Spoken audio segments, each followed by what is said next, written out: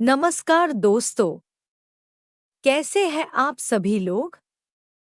आप सभी लोगों का मेरे ध्यान मुक्ति चैनल पर हार्दिक स्वागत है। प्लीज सभी लोग मेरे चैनल को लाइक व सब्सक्राइब जरूर करें।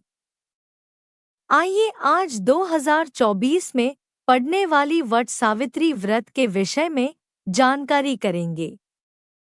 साथ ही कथा भी सुनेंगे। वट सावित्री व्रत ज्येष्ठ मास की अमावस्या पर रखा जाता है। पंचांग के अनुसार इस साल 2024 में अमावस्या तिथि की शुरुआत 5 जून की शाम को 5:54 पर हो रही है। इसका समापन 6 जून शाम 6:07 पर होगा। उद्या तिथि को देखते हुए इस साल वट सावित्री का व्रत 6 जून को रखा जाएगा। वहीं इस दिन पूजा के लिए शुभ मुहूर्त प्रातः 11:52 से दोपहर 12:48 पर होगा। हिंदू धर्म में वट सावित्री व्रत का विशेष महत्व है। पौराणिक मान्यताओं के अनुसार इस दिन पतिव्रता सावित्री ने अपने पति सत्यवान के प्राण यमराज से वापस ले लिए थे। इस दिन सुहागिन महिलाएं पति की लंबी आयु और अच्छे स्वास्थ्य के लिए व्रत रखती हैं।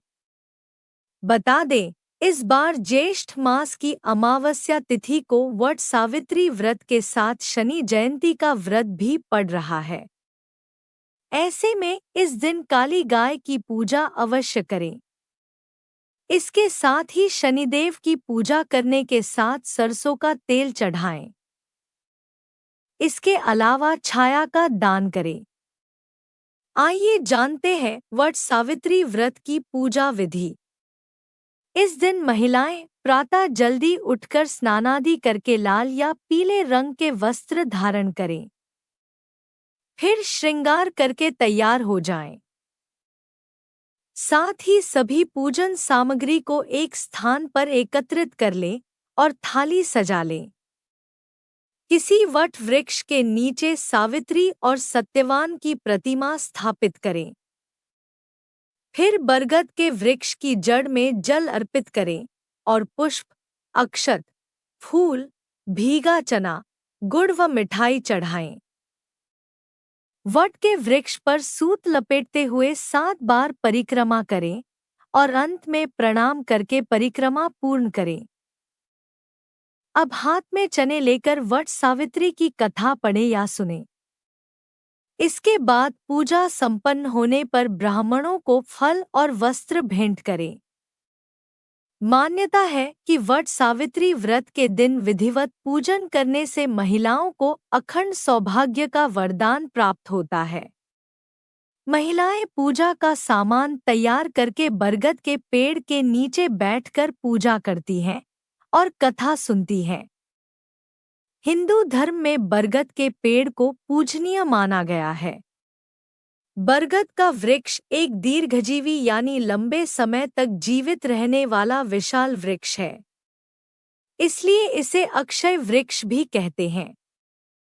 पुराणों के अनुसार वट वृक्ष में ब्रह्मा, विष्णु व महेश तीनों देवताओं का वास होता है। इसके नीचे बैठकर पूजन करने व व्रत कथा सुनने से सभी मनोकामनाएं पूरी होती हैं। मान्यता है कि जो भी सुहागन स्त्री वट सावित्री व्रत करती है, उसे अखंड सौभाग्य का फल मिलता है और उसके सभी कष्ट दूर होते हैं। आइए व्रत की कथा सुनते हैं।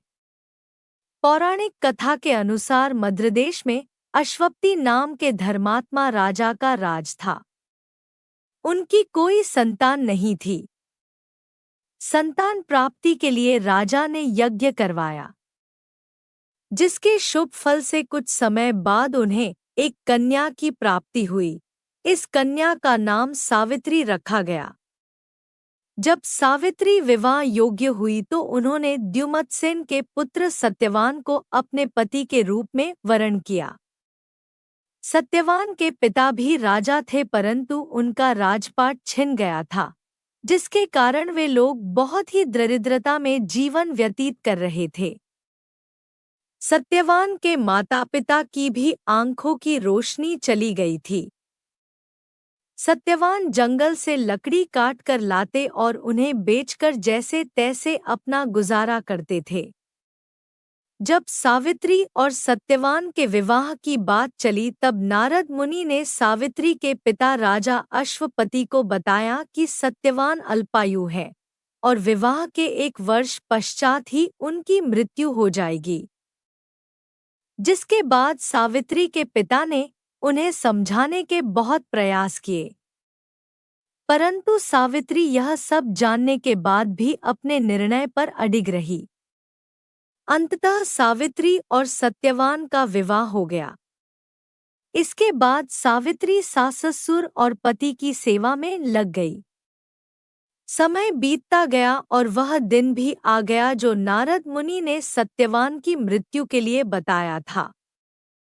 उसी दिन सावित्री भी सत्यवान के साथ वन को गई। वन में सत्यवान लकड़ी काटने के लिए जैसे ही पेड़ पर चढ़ने लगा, तभी उसके सिर में असहनीय पीड़ा होने लगी और वह सावित्री की गोद में सिर रखकर लेट गया। कुछ ही समय में उनके समक्ष दूतों के साथ स्वयं यमराज खड़े हुए थे। यमराज सत्यवान की आत्मा को लेकर दक्षिण दिशा की ओर चलने लगे। पतिव्रता सावित्री भी उनके पीछे चलने लगी। आगे जाकर यमराज ने सावित्री से कहा, हे पतिव्रता नारी, जहां तक मनुष्य साथ दे सकता है, तुमने अपने पति का साथ दे दिया, अब तुम लौट जाओ। इस पर सावित्री ने कहा, जहां तक मेरे पति जाएंगे, वहां तक मुझे जाना चाहिए। यही सनातन सत्य है। यमराज सावित्री की वाणी सुनकर प्रसन्न हुए और उनसे 3 वर मांगने को कहा। सावित्री ने कहा, मेरे सास-ससुर अंधे हैं, उन्हें नेत्र ज्योति दे। यमराज ने तथास्तु कहकर उसे लौट जाने को कहा और आगे बढ़ने लगे, किंतु सावित्री यम के पीछे ही चलती रही। यमराज ने प्रसन्न होकर पुनः वर मांगने को कहा। सावित्री ने वर मांगा, मेरे ससुर का खोया हुआ राज्य उन्हें वापस मिल जाए। इसके बाद सावित्री ने यमदेव से वर मांगा, मैं सत्यवान के 100 पुत्रों की मां बनना चाहती हूँ। कृपा कर आप मुझे यह वरदान दे। सावित्री की पति भक्ति से प्रसन्न होकर सावित्री से तथास्तु कहा। जिसके बाद सावित्री ने कहा कि मेरे पति के प्राण तो आप लेकर जा रहे हैं, तो आपके पुत्र प्राप्ति का वरदान कैसे पूर्ण होगा। तब यमदेव ने अंतिम वरदान को देते हुए सत्यवान की जीवात्मा को पाश से मुक्त कर दिया। सावित्री पुनः उसी वट वृक्ष के पास लौटी तो उन्होंने देखा कि वट वृक्ष के नीचे पड़े सत्यवान के मृत शरीर में जीव का संचार हो रहा है। कुछ देर में सत्यवान उठकर बैठ गया। उधर सत्यवान के माता पिता की आंखें भी ठीक हो गईं और उनका खोया हुआ राज्य भी वापस मिल गया। आप सभी लोगों को यह जानकारी कैसी लगी? कमेंट बॉक्स में जरूर बताएं। साथ ही मेरे चैनल को लाइक व सब्सक्राइब जरूर करें। धन्यवाद।